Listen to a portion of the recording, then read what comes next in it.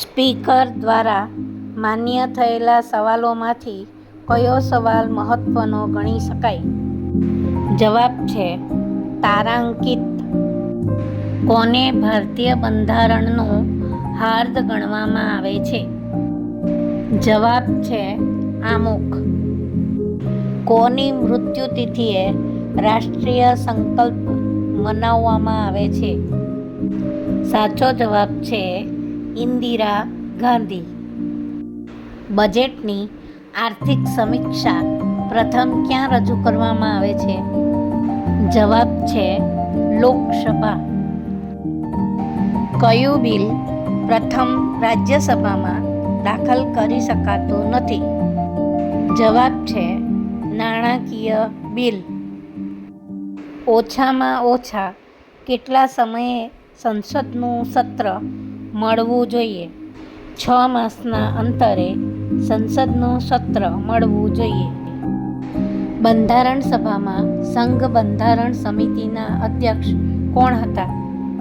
સંઘ બંધારણ સમિતિના અધ્યક્ષ જવાહરલાલ નહેરુ હતા.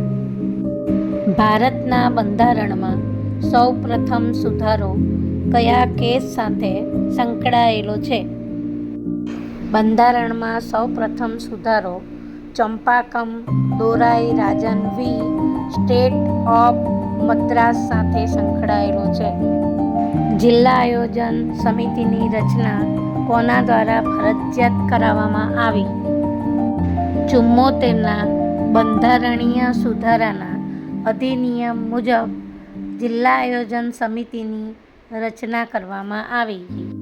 ભારતના ઉપરાષ્ટ્રપતિને શપથ કોણ લેવડાવે છે? ભારતના ઉપરાષ્ટ્રપતિને રાષ્ટ્રપતિ શપથ લેવડાવે છે.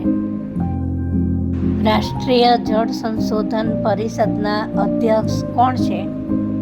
રાષ્ટ્રીય જળ સંશોધન પરિષદના અધ્યક્ષ વડાપ્રધાન છે. ભારતના પ્રથમ લોકપાલ કોણ હતા? ભારતના પ્રથમ લોકપાલ પિનાકિનચંદ્ર ઘોષ હતા.